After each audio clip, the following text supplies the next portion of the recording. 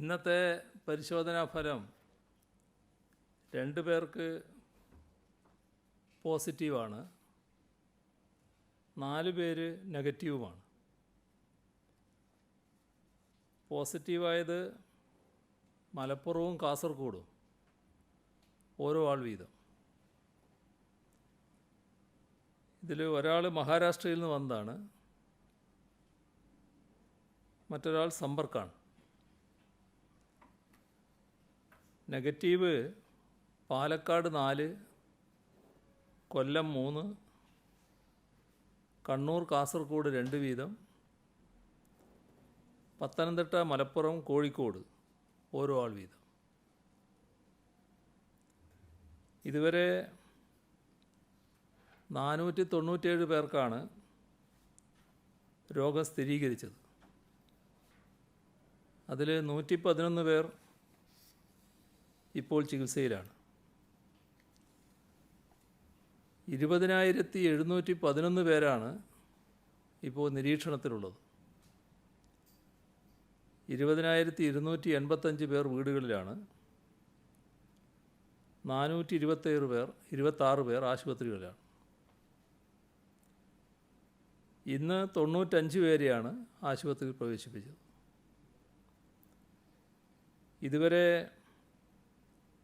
25,973 സാമ്പിളുകളാണ് പരിശോധനയ്ക്ക് അയച്ചത്. 25,135 എണ്ണം രോഗബാധയില്ല എന്ന് ഉറപ്പായിട്ടുണ്ട്. മുൻഗണനാ വിഭാഗങ്ങളിൽപ്പെട്ട 1,508 സാമ്പിളുകളാണ് പ്രത്യേകം ശേഖരിച്ചത്. അതിൽ 897 നെഗറ്റീവാണ്. കണ്ണൂരിലാണ് കൂടുതൽ പേർ ഇപ്പോൾ ചികിത്സയിലുള്ളത്, 47 പേര്. കോട്ടയം 18, ഇടുക്കി 14, കൊല്ലം 12, കാസർഗോഡ് 9, കോഴിക്കോട് 4, മലപ്പുറം തിരുവനന്തപുരം 2 വീതം, പത്തനംതിട്ട എറണാകുളം പാലക്കാട് 1 വീതം. ഇതാണ് ചികിത്സയിലുള്ളവരുടെ കണക്ക്. തിരുവനന്തപുരത്ത് നെയ്യാറ്റിൻകര മുനിസിപ്പാലിറ്റിയെ ഹോട്ട്സ്പോട്ട് പട്ടികയിൽ ഇന്ന് ഉൾപ്പെടുത്തിയിട്ടുണ്ട്. കൊല്ലം ജില്ലയിലെ ഓച്ചിറ, തൃക്കോവിൽവട്ടം പഞ്ചായത്തുകളും കോട്ടയത്തെ ഉദയനാപുരം പഞ്ചായത്തും പുതുതായി ഹോട്ട്സ്പോട്ട് പട്ടികയിലുണ്ട്. ഇങ്ങനെ 70 പ്രദേശങ്ങളാണ് ഇപ്പോൾ ഹോട്ട്സ്പോട്ടിലുള്ളത്. കണ്ണൂർ ജില്ലയിൽ സ്പെഷ്യൽ ട്രാക്കിംഗ് ടീം പ്രവർത്തിക്കുന്നുണ്ട്. ഓരോ 20 വീടുകളുടെയും ചുമതല 2 പോലീസ് ഉദ്യോഗസ്ഥർ അടങ്ങുന്ന ടീമിന് നൽകിയിട്ടുണ്ട്. ശാസ്ത്രീയ വിവരശേഖരണ രീതി ഉപയോഗിച്ച് ആളുകളുടെ സമ്പർക്കം കണ്ടെത്തുന്നു. ലോക്ക്ഡൗണിന് മുൻപ് വിദേശത്ത് നിന്ന് മടങ്ങിയെത്തിയ ആളുകളുടെ നിരീക്ഷണ കാലാവധി കഴിഞ്ഞിട്ടുണ്ട്.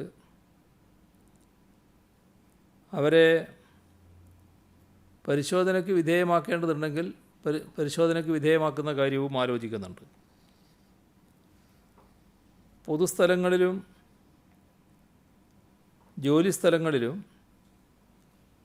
ഇന്നു മുതൽ മാസ്ക് നിർബന്ധമാക്കിയിട്ടുണ്ട്. മാസ്ക് ധരിക്കാത്തതിന് ഇന്ന് വൈകിട്ട് 4 മണി വരെ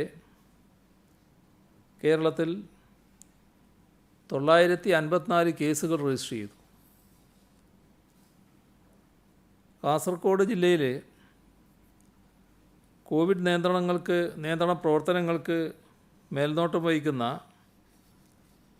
കലക്ടർ സജിത് ബാബു, ഐജിമാരായ അശോക് യാദവ്, വിജയ് സാക്കറെ എന്നിവർ ക്വാറന്റൈനിൽ പ്രവേശിച്ചു.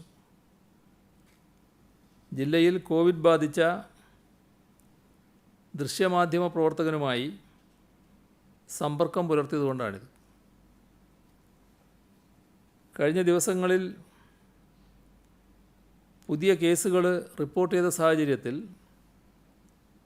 കോട്ടയം, കൊല്ലം, ഇടുക്കി, തിരുവനന്തപുരം ജില്ലകളിൽ നിയന്ത്രണങ്ങൾ കൂടുതൽ കർശനമാക്കി. ജില്ലാ ഡിസാസ്റ്റർ മാനേജ്മെൻറ്റ് അതോറിറ്റിയുമായി ചർച്ച ചെയ്ത് നിയന്ത്രണങ്ങൾ ഏർപ്പെടുത്താനാണ്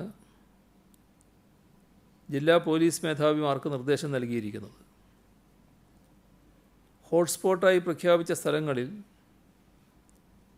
ഒരു റോഡ് ഒഴിവാക്കി ബാക്കി എല്ലാ റോഡുകളും അടക്കും. വീടുകളിൽ നിരീക്ഷണത്തിൽ കഴിയുന്നവരെയും അവരുടെ അയൽവാസികളെയും നേരിട്ടോ ഫോൺ മുഖേനയോ ബന്ധപ്പെട്ട് ക്ഷേമാന്വേഷണങ്ങൾ നടത്തുന്നുണ്ട്. ലോക്ക്ഡൗൺ ആരംഭിച്ച ശേഷം ഇതുവരെ 3,49,504 വീടുകളിൽ പോലീസ് തന്നെ സന്ദർശനം നടത്തുകയോ ഫോൺ മുഖേന വിവരങ്ങൾ അന്വേഷിക്കുകയോ ചെയ്തിട്ടുണ്ട്. ഇതിനു പുറമെ ആരോഗ്യ പ്രവർത്തകരുടെ ബന്ധപ്പെടലും നടക്കുന്നുണ്ട്. അതിഥി തൊഴിലാളികളെ തിരിച്ചയക്കുന്നതുമായി ബന്ധപ്പെട്ട് കേന്ദ്ര തീരുമാനം വന്നു. അതിലുള്ള നിർദ്ദേശം അവരെ ബസ് മാർഗം തിരിച്ചയക്കണമെന്നാണ്. പക്ഷേ കേരളത്തിലുള്ള അതിഥി തൊഴിലാളികളുടെ കാര്യത്തിൽ അത് പ്രായോഗികമല്ല. അതുകൊണ്ട് തന്നെ നോൺ സ്റ്റോപ്പ് സ്പെഷ്യൽ ട്രെയിൻ അനുവദിക്കണമെന്ന്, അതിനെ റെയിൽവേയോട് നിർദ്ദേശിക്കണമെന്ന് സംസ്ഥാനം കേന്ദ്ര സർക്കാരിനോട് വീണ്ടും ആവശ്യപ്പെട്ടിട്ടുണ്ട്. കേരളത്തിൽ 3,60,000 അതിഥി തൊഴിലാളികളാണുള്ളത്. അവർ 20,826 ക്യാമ്പുകളിലായാണ് ഇപ്പോൾ കഴിയുന്നത്. അവരിൽ മഹാഭൂരിപക്ഷവും സ്വന്തം നാട്ടിലേക്ക് തിരിച്ചു പോകാൻ ഇപ്പോൾ ആഗ്രഹിക്കുന്നുണ്ട്. ബംഗാൾ, ആസാം, ഒഡീഷ, ബീഹാർ, UP ഇവിടങ്ങളിൽ നിന്നുള്ളവരാണ് ഭൂരിഭാഗം. ഇവരെ കൊണ്ടുപോകാൻ സ്പെഷ്യൽ നോൺ സ്റ്റോപ്പ് ട്രെയിൻ അനുവദിക്കണമെന്ന് പ്രധാനമന്ത്രിയോട് നേരത്തെ അഭ്യർത്ഥിച്ചതാണ്. ഇത്രയധികം ആളുകളെ, അതും ഇത്രയും ദൂരം ബസ് മാർഗം കൊണ്ടുപോകൽ പ്രയാസമാകും. ബസ് മാർഗം പോയാൽ അതുണ്ടാക്കുന്ന വിഷമവും വളരെ കൂടുതലായിരിക്കും. രോഗം പകരാനുള്ള സാധ്യതയും കൂടുതലാണ്. ഇതെല്ലാം കണക്കിലെടുത്താണ് സ്പെഷ്യൽ ട്രെയിൻ വേണമെന്ന് നേരത്തെ നമ്മൾ ആവശ്യപ്പെട്ടത്. കേന്ദ്ര ആഭ്യന്തര സെക്രട്ടറിക്ക് ഈ വിഷമങ്ങളെല്ലാം ചൂണ്ടിക്കാണിച്ചുകൊണ്ട് ചീഫ് സെക്രട്ടറി കത്തയച്ചിട്ടുണ്ട്. ഇന്ന് ശാരീരിക അകലം പാലിച്ചുകൊണ്ട് വേണം തൊഴിലാളികളെ കൊണ്ടുപോകാൻ. ട്രെയിനിലായാൽ റെയിൽവേ സംവിധാനത്തിൽ തന്നെയുള്ള ആരോഗ്യ സംഘത്തിന് ആവശ്യമായ പരിശോധന നടത്താൻ കഴിയും. ഭക്ഷണവും വെള്ളവും ട്രെയിനിൽ തന്നെ ലഭ്യമാക്കാനും പറ്റും. ഇതും കേരളം ശ്രദ്ധയിൽപ്പെടുത്തിയിട്ടുണ്ട്. ഏതായാലും അതിഥി തൊഴിലാളികൾ അവരുടെ നാട്ടിലേക്ക് പോകാൻ ഉള്ള ആവശ്യം, അതും തത്വത്തിൽ കേന്ദ്രം അംഗീകരിച്ചു കഴിഞ്ഞിട്ടുണ്ട്. ആ സാഹചര്യത്തിൽ അവർക്ക് യാത്ര ചെയ്യാനുള്ള അവസരം ഒരുങ്ങുന്നുവെന്ന് വേണം കണക്കാക്കാൻ. ആ ഒരു പശ്ചാത്തലത്തിൽ ഇതിന് നല്ല ക്രമം പാലിക്കാനാവണം. 4 ലക്ഷത്തോളം തൊഴിലാളികൾ മഹാഭൂരിഭാഗവും പോകാൻ തയ്യാറായാൽ എല്ലാവർക്കും ഒരേ സമയം ഒരേ ദിവസം പോകാനായില്ല എന്ന് വരും. അപ്പോൾ അതുകൊണ്ട് തന്നെ പോകാൻ താല്പര്യം കാണിക്കുന്നവർ പ്രകടിപ്പിക്കാനിടയുള്ള ധൃതി, അതുമൂലം ഉണ്ടാകാനിടയുള്ള സംഘർഷങ്ങൾ, ഇതൊക്കെ പൂർണ്ണമായും തടയാൻ കഴിയണം. അതിന് പോലീസിന് കർശനമായ നിർദ്ദേശം നൽകിയിട്ടുണ്ട്. മറ്റ് വകുപ്പുകളുടെയും സന്നദ്ധ പ്രവർത്തകരുടെയും സഹായവും ഇക്കാര്യത്തിൽ ആവശ്യമാണ്. കൊറോണ പ്രതിരോധത്തിൻ്റെ ഭാഗമായി സാധാരണ വഴികൾ അടക്കുന്ന നില വന്നിട്ടുണ്ട് ചിലയിടങ്ങളിൽ. അപ്പോൾ അടിയന്തര ആവശ്യത്തിന് പോലും ജനങ്ങൾക്ക് പുറത്തിറങ്ങാനാകാത്ത സ്ഥിതി റെഡ് സോണായി പ്രഖ്യാപിച്ച ജില്ലകളിലും ഹോട്ട്സ്പോട്ടുകളിലുമുണ്ട്. ഇത് ഏതെങ്കിലും ഒരിടത്ത് ഏതെങ്കിലും ഒരു ഉദ്യോഗസ്ഥൻ നടപ്പാക്കുന്ന കാര്യമല്ല. പൊതുവെ നിയന്ത്രണങ്ങൾ കർശനമാക്കുന്നതിൻ്റെ ഭാഗമായി നടപ്പാക്കപ്പെടുന്നതാണ്.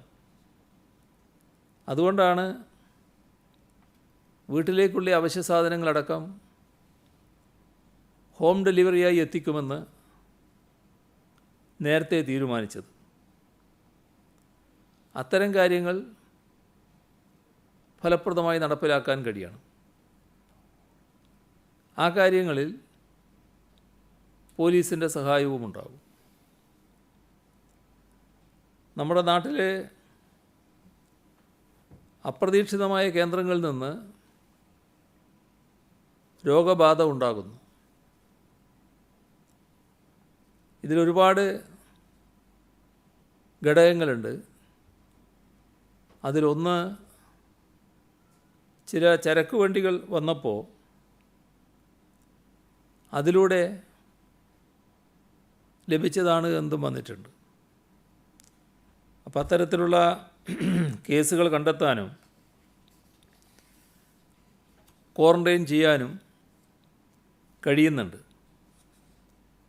നാം കാണേണ്ടത്, നിയന്ത്രണങ്ങൾ അയഞ്ഞാൽ സ്ഥിതി മാറിപ്പോകാനിടയുണ്ട്. ഇപ്പോൾ നിയന്ത്രണം വകവെക്കാതെ കൂട്ടം കൂടാനുള്ള പ്രവണത പലയിടത്തും വരുന്നുണ്ട്. ഇപ്പോൾ കടപ്പുറത്ത് മത്സ്യലേലവുമായി ബന്ധപ്പെട്ട പ്രശ്നം ഈ കൂട്ടം കൂടലുമായി ബന്ധപ്പെട്ടതിൻ്റെ ഭാഗമാണ്. അതുകൊണ്ടാണ് മറ്റൊരു സംവിധാനം ഫിഷറീസ് വകുപ്പ് ഏർപ്പെടുത്തിയത്. സംസ്ഥാനത്താകെ ഈ ഒരു പ്രത്യേക സാഹചര്യത്തിൽ ആ നീക്കം വിജയിച്ചിട്ടുണ്ട്. എന്നാൽ വിഴിഞ്ഞം കടപ്പുറത്ത് വീണ്ടും ലേലം വിളി നടന്നു എന്ന വാർത്ത കാണാനിടയായി. അതുപോലെ തന്നെ ചില കമ്പോളങ്ങളിലും വലിയ ആൾക്കൂട്ടമുണ്ടാകുന്നുണ്ട്. മലപ്പുറത്ത് ഏതോ ഒരു പ്രചരണത്തിൻ്റെ ഭാഗമായി അതിഥി തൊഴിലാളികൾ കൂട്ടത്തോടെ പുറത്തിറങ്ങുന്ന നിലയും വന്നു. ഇത്തരത്തിലുള്ള കാര്യങ്ങൾ എന്താണോ നാം ഒഴിവാക്കാൻ ആഗ്രഹിക്കുന്നത് അതിന് തടസ്സമാണ് എന്നെല്ലാവരും തിരിച്ചറിയണം. അതുകൊണ്ട് തന്നെ നിയന്ത്രണങ്ങൾ കർശനമായി പാലിച്ചു പോകണം. ഇതുവരെയുള്ള രോഗികളുടെ വിവരം എടുത്തു നോക്കിയാൽ രോഗപകർച്ചയ്ക്ക് കാരണമായി അശ്രദ്ധ കാണാനാവും. നേരിയൊരു അശ്രദ്ധ പോലും നമ്മളാരെയും കോവിഡ് രോഗികളാക്കാം. അതുകൊണ്ടാണ് പരുഷമായി പറയേണ്ടി വരുന്നതും നിയന്ത്രിക്കേണ്ടി വരുന്നതും. പോലീസ് നിയന്ത്രിക്കുന്നതിൽ വിഷമം തോന്നിയിട്ട് കാര്യമില്ല. എന്നാൽ ബലപ്രയോഗമുണ്ടാകരുത് എന്നത് ശക്തമായി നിർദ്ദേശിച്ചിട്ടുണ്ട്.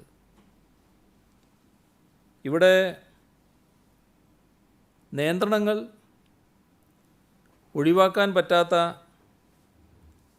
അവസ്ഥയിലൂടെയാണ് നാം കടന്നു പോകുന്നത് എന്ന ധാരണ എല്ലാവർക്കും ഉണ്ടാകണം.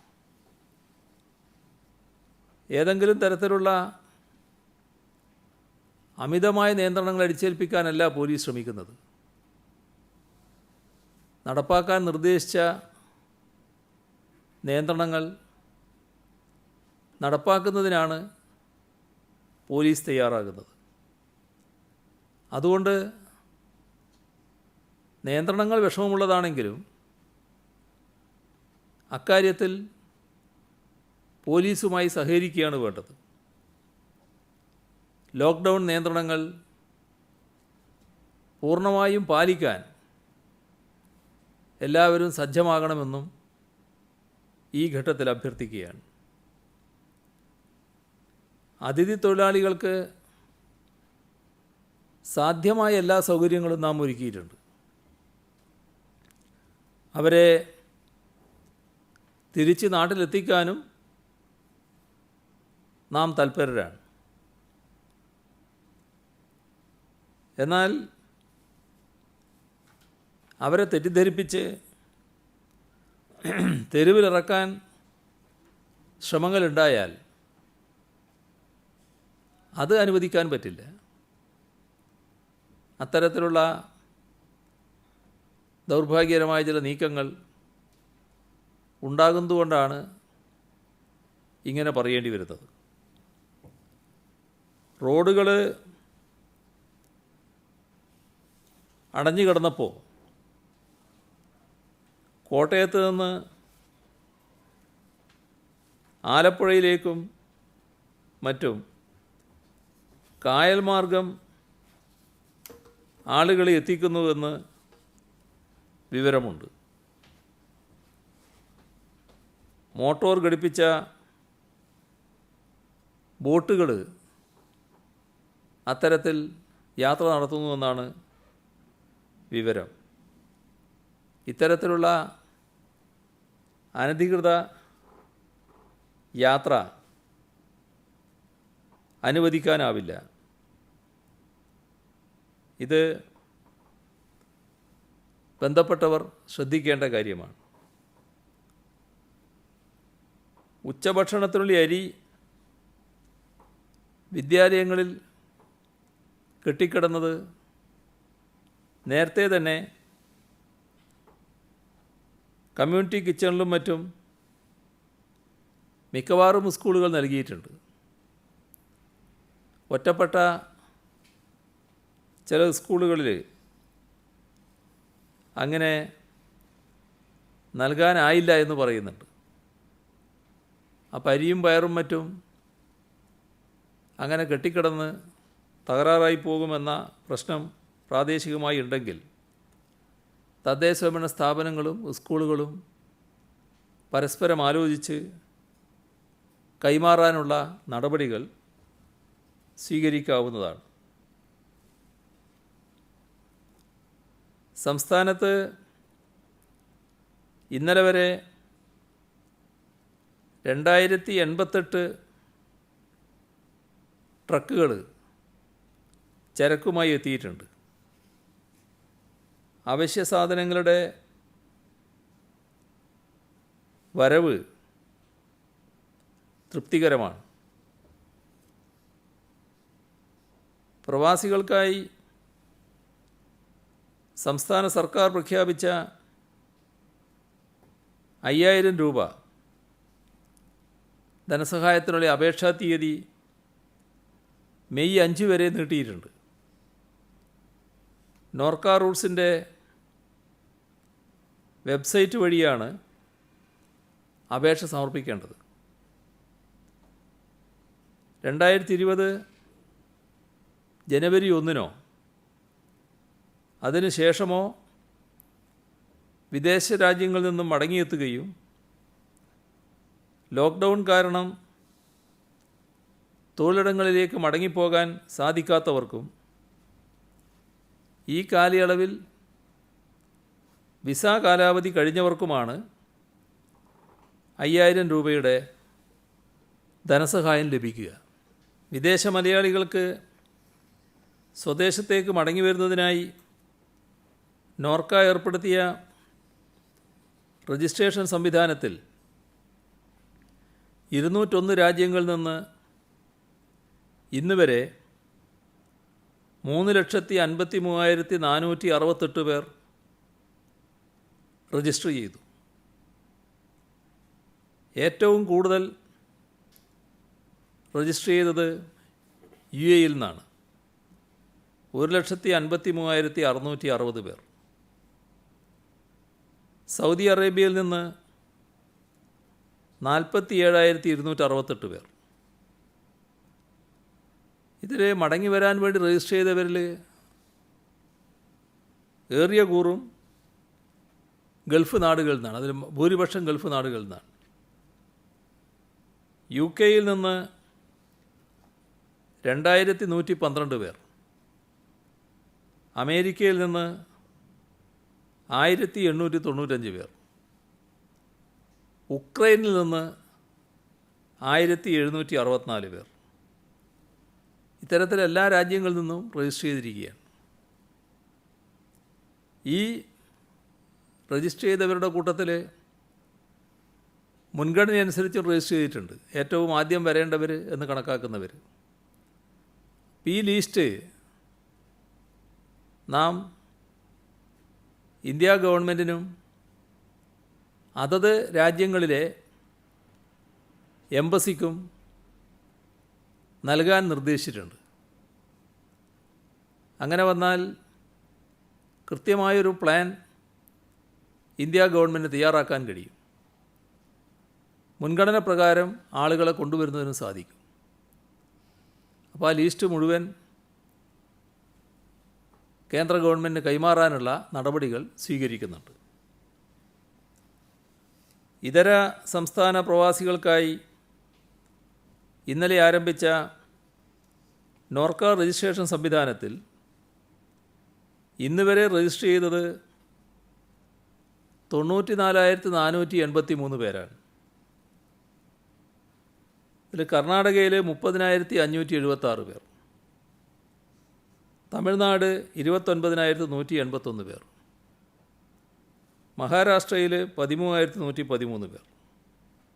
ഇങ്ങനെയാണ് രജിസ്ട്രേഷൻ വന്നിട്ടുള്ളത്. ഇക്കാര്യത്തിൽ ഒരു കാര്യം അറിയിക്കാനുള്ളത്, ഇവിടെ നിന്ന് താൽക്കാലികമായി പോയി ഒരാവശ്യത്തിന് വേണ്ടി പുറത്തു പോയി അവിടെ കുടുങ്ങിപ്പോയി അവർക്ക് ഇങ്ങോട്ട് വരാൻ മുൻഗണന. ഗർഭിണികളായ സ്ത്രീകൾ, പഠിക്കുന്ന വിദ്യാർത്ഥികൾ, പ്രായമായവർ, ഇത്തരം ആളുകൾക്കൊക്കെയാണ് ഏറ്റവും മുൻഗണന നൽകുക. എന്നാൽ ഒരു കൂട്ടർ ഈ ഘട്ടത്തിൽ ധൃതി പിടിച്ച് ഇങ്ങോട്ട് വരേണ്ടതുണ്ടോ എന്ന് ആലോചിക്കണം. അതായത് വീടൊക്കെ അവിടെയായി താമസിക്കുന്നവരുണ്ട്. അപ്പോൾ നാട്ടിൽ ബന്ധുക്കളുണ്ട്. ബന്ധുക്കളെ കാണാൻ വേണ്ടിയുള്ളൊരു അവസരമായിട്ട് ഈ സന്ദർഭം ഉപയോഗിക്കേണ്ടെന്നാണ് തോന്നുന്നത്. അത് പിന്നീടൊരു ഘട്ടത്തിലാവാം. കാരണം ഇപ്പോൾ ഈ രോഗവ്യാപന ഘട്ടത്തിൽ ഒരുപാട് ക്രമീകരണങ്ങൾ ഏർപ്പെടുത്തേണ്ടതായിട്ടുണ്ടല്ലോ. അതുകൊണ്ട് അത്തരം ആളുകൾ ഇപ്പോൾ വരേണ്ടതുണ്ടോ എന്ന് അവർ തന്നെ സ്വയമേവ ചിന്തിക്കണം. വീടും താമസമൊക്കെ അവിടെയാണ്. അങ്ങനെയുള്ളവരെക്കുറിച്ചാണ് ഉദ്ദേശിക്കുന്നത്. അല്ലാതെ നാട്ടിലേക്ക് വരേണ്ടവരെല്ലാം ഇപ്പോൾ ഈ ഘട്ടത്തിൽ തന്നെ വരുന്നതിന് സൗകര്യങ്ങൾ ഒരുക്കുകയും ചെയ്യാം. കോവിഡ് പ്രതിസന്ധി ഏറ്റവും കൂടുതൽ ബാധിച്ചത് വിദ്യാഭ്യാസ മേഖലയാണ്. എല്ലാ സ്ഥാപനങ്ങളും അടഞ്ഞു കിടക്കുകയാണ്. ഇത് ബദൽ മാർഗം തേടാൻ നിർബന്ധിതമാവുന്നു. ഇപ്പോൾ സംസ്ഥാനത്തെ സർവകലാശാലകളുടെ ബിരുദാനന്തര പാഠഭാഗങ്ങൾ ഓൺലൈൻ മുഖേന വിദ്യാർത്ഥികൾക്ക് ലഭ്യമാക്കുന്നുണ്ട്. 450ഓളം പേപ്പറുകളുടെ ഉള്ളടക്ക മൊഡ്യൂൾ പൂർത്തിയായിട്ടുണ്ട്. PDF, PPT, വീഡിയോ ഫോർമാറ്റുകളിലാണ് ഇവ ലഭ്യമാക്കുന്നത്. കൂടുതൽ വിഷയങ്ങൾ താമസിയാതെ അപ്ലോഡ് ചെയ്യും. 2018-19 അക്കാദമിക് വർഷത്തെ സ്കോളർഷിപ്പ് തുകയായ 3,35,00,000 രൂപ ഉന്നത വിദ്യാഭ്യാസ കൗൺസിൽ വിദ്യാർത്ഥികളുടെ അക്കൗണ്ടിലേക്ക് കൈമാറ്റം ചെയ്തിട്ടുണ്ട്. ലോക്ക്ഡൗൺ കാരണം അടച്ചിട്ട വൈദ്യുതി ബോർഡിൻ്റെ ക്യാഷ് കൗണ്ടറുകൾ മെയ് 4 മുതൽ തുറന്ന് പ്രവർത്തിക്കും. വൈദ്യുതി ബിൽ അടക്കുന്നതിന് ഉണ്ടാകാനിടയുള്ള തിരക്ക് ഒഴിവാക്കുന്നതിന് കൺസ്യൂമർ നമ്പർ ക്രമത്തിൽ ചില ക്രമീകരണങ്ങൾ ഏർപ്പെടുത്തിയിട്ടുണ്ട്. ലോക്ക്ഡൗൺ കാലത്തെ ബില്ലുകൾക്ക് മെയ് 16 വരെ സർചാർജ് ഒഴിവാക്കിയിട്ടുണ്ട്. ഈ കാര്യം വൈദ്യുതി ബോർഡ് അറിയിച്ചിട്ടുണ്ട്. വൈദ്യുതി ബിൽ അടക്കുന്നതിന് വൈദ്യുതി ഓഫീസിൽ പോകാതെ ഓൺലൈനിൽ അടക്കാൻ കഴിയും. ഈ സാധ്യത പരമാവധി ഉപയോഗപ്പെടുത്താവുന്നതാണ്. കോവിഡ് പ്രതിസന്ധി മാധ്യമങ്ങളെ രൂക്ഷമായി ബാധിച്ചു എന്ന് നമുക്കെല്ലാവർക്കും അറിയാം. സംസ്ഥാനത്തെ മാധ്യമങ്ങൾക്ക് പരമാവധി പിന്തുണ നൽകാനാണ് സർക്കാർ ശ്രമിക്കുന്നത്. അതിൻ്റെ ഭാഗമായി മാധ്യമങ്ങൾക്ക് നൽകാനുള്ള പരസ്യ കുടിശ്ശികയിൽ 53 കോടി രൂപ റിലീസ് ചെയ്തിട്ടുണ്ട്. PRD വഴി ഇത് വിതരണം ചെയ്യും. മാധ്യമരംഗത്ത് പ്രതിസന്ധി മൂലം ആർക്കും തൊഴിൽ നഷ്ടപ്പെടാൻ പാടില്ല എന്നതാണ് സർക്കാരിൻ്റെ നിലപാട്. മാധ്യമരംഗത്ത് മാത്രമല്ല, എല്ലാ രംഗത്തും ഈ പ്രതിസന്ധിയുടെ ഫലമായി തൊഴിൽ നഷ്ടപ്പെടാൻ ഇടയാകരുത് എന്ന് തന്നെയാണ് സർക്കാർ ചിന്തിക്കുന്നത്. വ്യാജ വാർത്തകളും പ്രചാരണവും വിവിധ മേഖലകളിൽ നിന്ന് റിപ്പോർട്ട് ചെയ്യപ്പെടുന്നുണ്ട്. കോവിഡ് കേസുകൾ പോസിറ്റീവ് ആകുന്നത് സർക്കാരിൻ്റെ മായാജാലമാണെന്നും തട്ടിപ്പാണെന്നും വാട്സാപ്പ് പ്രചരണം നടത്തുന്നത് കണ്ണൂർ ജില്ലയിലെ ചെറുവാഞ്ചേരിയിൽ കണ്ടെത്തിയിട്ടുണ്ട്. ചെറുവാഞ്ചേരി സ്വദേശിയായ ഒരാളാണ് അജനാസ് ഇത് ചെയ്യുന്നത് എന്ന് തിരിച്ചറിഞ്ഞിട്ടുണ്ട്. കാസർഗോഡ് ജില്ലയിലെ പള്ളിക്കര മുഹമ്മദ് കുഞ്ഞി മകൻ ഇമാദ് വാട്സാപ്പ് വഴി വ്യാജ വീഡിയോ പ്രചരിപ്പിച്ചതിന് കേസെടുത്തിട്ടുണ്ട്. കോവിഡ് രോഗത്തിൽ നിന്ന് മുക്തനാണ് താനെന്നും തന്നെയും ഒപ്പം ചികിത്സയിലുണ്ടായിരുന്ന 10 പേരെയും വിവരശേഖരണത്തിന് ഫോണിലൂടെ ബന്ധപ്പെട്ടു എന്നും വ്യാജ പ്രചരണം നടത്തിയത് ഇയാളാണ്. വിവരം ചോർന്നതിനെതിരെ താൻ ഹൈക്കോടതിയെ സമീപിക്കുമെന്നും ഇയാൾ പ്രചരണം നടത്തി. എന്നാൽ കാസർഗോഡ് ജില്ലയിൽ ഇമാദ് എന്ന പേരിൽ ആരും ചികിത്സയിലുണ്ടായിരുന്നില്ല. കാസർകോട്ടെ രോഗികളുടെ രേഖ ചോർന്നുവെന്ന വ്യാജ പ്രചരണത്തിൽ മുന്നിൽ നിന്നത് ഇയാളായിരുന്നു. നാളെ മെയ് 1 സാർവദേശീയ തൊഴിലാളി ദിനമാണ്. മുഴുവൻ ആളുകൾക്കും മെയ് ദിന ആശംസ നേരുന്നു. രാജ്യത്തിനകത്തും പുറത്തും തൊഴിലാളികൾ കടുത്ത പരീക്ഷണം നേരിടുന്ന ഘട്ടത്തിലാണ് ഈ മെയ് ദിനം കടന്നു വരുന്നത്. ദുരിതം നേരിടുന്ന തൊഴിലാളി വർഗത്തോടുള്ള പ്രതിബദ്ധത ആവർത്തിച്ച് വ്യക്തമാക്കട്ടെ. അവർക്ക് കോവിഡ് പ്രതിസന്ധി മറികടക്കാൻ എല്ലാവിധ പിന്തുണയും നൽകും. ഈ ഘട്ടത്തിൽ വിവിധ രീതിയിൽ സഹായങ്ങൾ പ്രവഹിക്കുന്നുണ്ട്.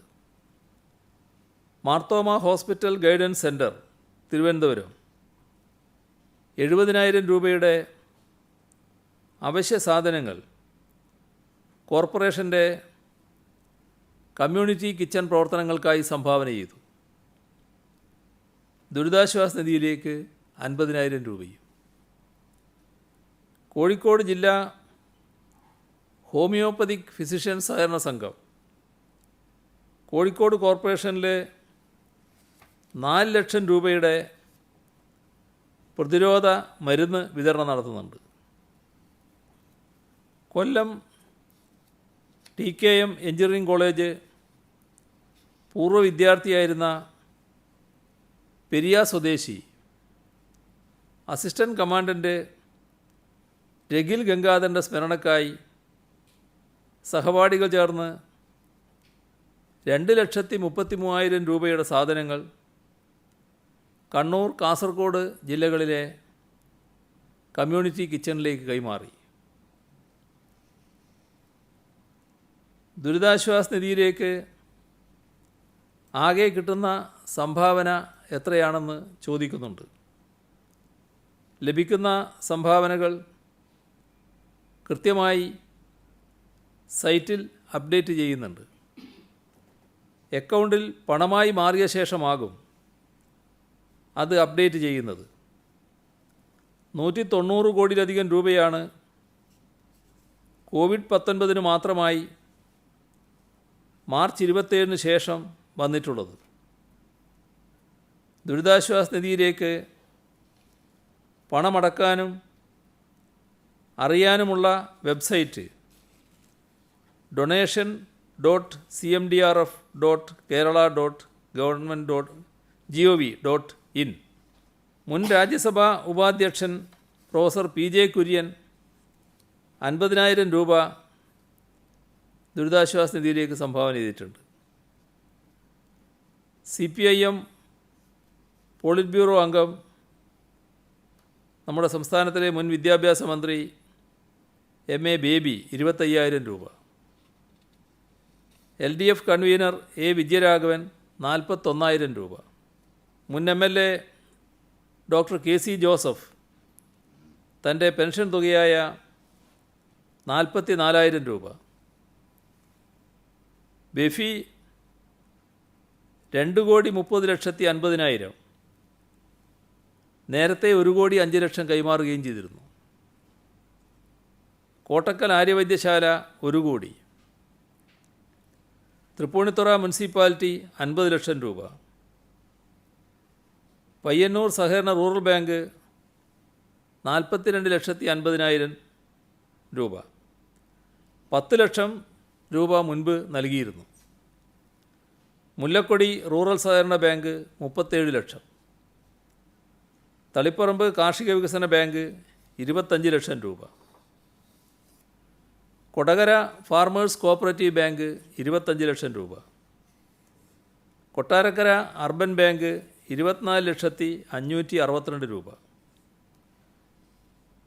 കോഴിക്കോട് വില്യാപ്പള്ളി ബാങ്ക് 23,34,073 രൂപ. All Kerala bank retires federation സംസ്ഥാന കമ്മിറ്റി 15 ലക്ഷം രൂപ. കേരള പന്നി കർഷകരുടെ കൂട്ടായ്മ 11,52,500 രൂപ. രാജസ്ഥാൻ ആസ്ഥാനമായ RMC ഡയറക്റ്റ് മാർക്കറ്റിംഗ് കമ്പനിയുടെ കേരളത്തിലെ ജീവനക്കാർ സ്വരൂപിച്ച 11 ലക്ഷം രൂപ. എയർപോർട്ട് അതോറിറ്റി എംപ്ലോയീസ് യൂണിയൻ 9,40,428 രൂപ. സെക്രട്ടേറിയറ്റ് സ്റ്റാഫ് സഹകരണ സംഘം 7,65,000 രൂപ. സംസ്ഥാന anti social activity prevention act advisory board ചെയർമാനും റിട്ടയേർഡ് ഹൈക്കോടതി ജഡ്ജിയുമായ ജസ്റ്റിസ് G. ശിവരാജൻ ഒരു മാസത്തെ ശമ്പളം 2,12,625 രൂപ. Government secretariat staff cooperative society ജീവനക്കാരുടെ ഒരു മാസത്തെ ശമ്പളത്തുക 7,65,000 രൂപ. സെക്രട്ടേറിയറ്റ് സ്റ്റാഫ് കോപ്പറേറ്റീവ് സൊസൈറ്റി നേരത്തെ 1 കോടി രൂപ നൽകിയിരുന്നു. Anti social activity prevention act advisory board അംഗങ്ങളായ P. മുരളീധരൻ റിട്ടയേർഡ് ജില്ലാ judge, advocate K. V. Syed Muhammad എന്നിവർ ഒരു മാസത്തെ ശമ്പളമായ 2,81,706 രൂപ. Academy secretary doctor K. P. Mohanan തൻ്റെ ഓണറേറിയമായ 40,000 രൂപ 3 മാസത്തേക്ക് നൽകി. സാഹിത്യ അക്കാദമി അധ്യക്ഷൻ വൈശാഖൻ തൻ്റെ ഓണറേറിയത്തിൽ നിന്ന് 5,000 രൂപ വീതം 6 മാസത്തേക്ക് സംഭാവന ചെയ്തു. ബാങ്ക് ഓഫ് മഹാരാഷ്ട്രയുടെ തിരുവനന്തപുരം ശാഖ ജീവനക്കാർ 2 ദിവസത്തെ ശമ്പളമായ 3 ലക്ഷം രൂപ. തിരുവനന്തപുരം എഞ്ചിനീയറിംഗ് കോളേജിലെ 1983 ബാച്ച് വിദ്യാർത്ഥികൾ ചേർന്ന് 3,75,000 രൂപ. ട്രാൻസ്പോർട്ട് റിട്ടയേർഡ് ഓഫീസേഴ്സ് ഫോറം 2,50,000 രൂപ. ഫോർച്യൂൺ ഗ്രൂപ്പ് 2,50,000 രൂപ. വി. അബ്ദുറഹ്മാൻ MLA 2,10,000 രൂപ. ലേക്ക് ഷോർ ആശുപത്രി ക്യാൻസർ സർജൻ ഡോക്ടർ ചിത്രധാര 2 ലക്ഷം രൂപ. പ്രൈവറ്റ് പാരാമെഡിക്കൽ ഇൻസ്റ്റിറ്റ്യൂട്ട് അസോസിയേഷനും രാജസ്ഥാനിലെ സിംഗാനിയ യൂണിവേഴ്സിറ്റിയും ചേർന്ന് 2 ലക്ഷം രൂപ. ഇ. ശ്രീധരൻ 1,80,000 രൂപ. DMRCയിൽ നിന്ന് കിട്ടുന്ന പ്രതിമാസ ഓണറേറിയമാണ് അദ്ദേഹം കൈമാറിയത്. Kerala government hospital development society employees union 1,50,000 രൂപ. കണ്ണൂർ ചക്കരക്കല്ലിലെ കാട്ടുമാടം സക്കറിയ 1 ലക്ഷം രൂപ. ചിറ്റൂർ പഴയന്നൂർക്കാവ് ക്ഷേത്ര ഉപദേശക സമിതി 1 ലക്ഷം രൂപ. കടകംപള്ളി ആനയറ അമ്പലത്തിൽ വീട് കുടുംബയോഗം 1 ലക്ഷം രൂപ. ഗ്ലോബൽ ലോ ഫൗണ്ടേഷൻ 1 ലക്ഷം രൂപ. എറണാകുളം തൃപ്പൂണിത്തുറ സ്വദേശി ജെയിൻ വി പപ്പു 1 ലക്ഷം രൂപ. അങ്കമാലി സ്വദേശി ദിവാകരൻ 1 ലക്ഷം രൂപ. അദ്ദേഹം ക്യാൻസർ രോഗം സംബന്ധിച്ച് ബുദ്ധിമുട്ടുകൾ അനുഭവിക്കുന്നയാളാണ്. കാസർഗോഡ് പടന്ന ബിലാൽ മുസ്ലിം ജമാഅത്ത് 1 ലക്ഷം രൂപ. തൃക്കരിപ്പൂർ സ്വദേശിനി MV കുഞ്ഞിക്കോരൻ അമ്മയുടെ മരണാനന്തര ചടങ്ങുകൾ ഒഴിവാക്കി 1 ലക്ഷം രൂപ. കണ്ണൂർ കുന്നോത്തുപറമ്പ് പനോളി കുഞ്ഞിക്കണ്ണൻ 1 ലക്ഷം രൂപ. ഇന്ന് സർവീസിൽ നിന്ന് വിരമിക്കുന്ന Thrippunithura government Ayurveda medical college superintendent doctor K. Murali 1 ലക്ഷം രൂപ. തിരുവനന്തപുരം വള്ളക്കടവിൽ പ്രവർത്തിക്കുന്ന യത്തീംഖാന അന്തേവാസികൾക്ക് റംസാനിൽ സക്കാത്തായി ലഭിച്ചതിൽ നിന്നും 1 ലക്ഷം രൂപ. കേരള യൂണിവേഴ്സിറ്റി സെക്ഷൻ ഓഫീസർ സിന്ധുദാസ് 1 ലക്ഷം രൂപ. പടിയാർ ഹോമിയോ മെഡിക്കൽ കോളേജ് അധ്യാപകൻ ഡോക്ടർ നാരായണ പൈ ഒരു മാസത്തെ ശമ്പളമായ 83,000 രൂപ. BPCL കൊച്ചിൻ റിഫൈനറിയിൽ നിന്ന് ഇന്ന് വിരമിച്ച രാമസ്വാമി 50,000 രൂപ. പത്തനംതിട്ട ചന്ദനപ്പള്ളി ഓർത്തഡോക്സ് വലിയ പള്ളി പെരുന്നാൾ ആഘോഷം മാറ്റിവെച്ച് 50,000 രൂപ. പാലക്കാട് സ്വദേശി മുജീബ് റഹ്മാൻ KH സക്കാത്ത് ധനസഹായത്തിൽ നിന്ന് 50,000 രൂപ. ഉദിനൂർ എഡ്യൂക്കേഷൻ സൊസൈറ്റി 50,000 രൂപ. പടന്ന സ്വദേശി ഹസൻ അബ്ഷാർ 55,555 രൂപ. 5ാം പിറന്നാൾ ആഘോഷിക്കുന്ന കയ്യൂരിലെ തനൈ 5,000 രൂപ. പന്തൽ contractors association president CBG Thilakan 1,00,000 രൂപ. പാലക്കാട് സ്വദേശി രജിത്ത് മകളുടെ 3ാം പിറന്നാൾ ആഘോഷത്തിന് കരുതിയ തുക 5,001 രൂപ. റിട്ടയേർഡ് അധ്യാപകൻ CR ചന്ദ്രൻ പാലക്കാട് 1 മാസത്തെ പെൻഷൻ 30,351 രൂപ. തമിഴ്നാട് കേന്ദ്ര സർവകലാശാല വിദ്യാർത്ഥിനി ആർഷ വാസുദേവ് തനിക്ക് കാർട്ടൂൺ ഫിലിം ഡബ്ബിങ്ങിന് പ്രതിഫലമായി കിട്ടിയ 25,000 രൂപ സംഭാവനയായി നൽകി. മലപ്പുറം ജില്ലയിലെ Edarikode PKMM higher secondary school +1 വിദ്യാർത്ഥിനി ഫാത്തിമ ഷഹാന 10,000 രൂപ. ക്യാൻസർ സംബന്ധമായ ബുദ്ധിമുട്ടുകൾക്കിടയിലാണ് ഫാത്തിമ തുക കൈമാറിയത്. മുംബൈ ബാബ റിസർച്ച് അറ്റോമിക് സെൻറ്ററിലെ സയൻറ്റിസ്റ്റ് സ്റ്റാൻലി MKയുടെ മകൻ ജിനൈറ്റ് 7,650 രൂപ. പള്ളുരുത്തി സ്വദേശിനി ജയാവിന് 11,350 രൂപ. Kerala social security pension consortium 6,829 രൂപ. പട്ടം കേന്ദ്രീയ വിദ്യാലയം 11ാം ക്ലാസ് വിദ്യാർത്ഥിനി ഐശ്വര്യ ചിത്രം വരച്ച് വിറ്റ് കിട്ടിയ 3,000 രൂപ. Kochi Thevara Sacred heart higher secondary school +2 വിദ്യാർത്ഥിനി ദിയ മിരിയ മേച്ചേരി 1,000 രൂപ. മാസ്ക് നിർമ്മിച്ച് വിറ്റ് കിട്ടിയ തുകയാണ് ദിയ കൈമാറിയത്. പത്തനാപുരം സ്വദേശികളായ ജോൺ യോഹന്നാൻ റീജ യോഹന്നാൻ ദമ്പതികളുടെ മകൻ ടെറിൻ തനിക്ക് ലഭിച്ച ഭിന്നശേഷി പെൻഷൻ തുകയായ 7,300 രൂപ. ലോക്ക്ഡൗണിൽ വീട്ടിനുള്ളിൽ ഇരിക്കേണ്ടി വരുന്ന കുട്ടികളുടെ മാനസിക സമ്മർദ്ദം കുറക്കുന്നതിനും വിജ്ഞാനം വളർത്തുന്നതിനുമായി കോന്നി താഴത്ത് സംഘടിപ്പിച്ച നിറം ടോക്ക് ഷോയിൽ കുട്ടികൾ സമാഹരിച്ച 10,110 രൂപ. ഇതാണ് പൊതുവെ ഇന്ന് പറയാനുള്ള കാര്യങ്ങൾ.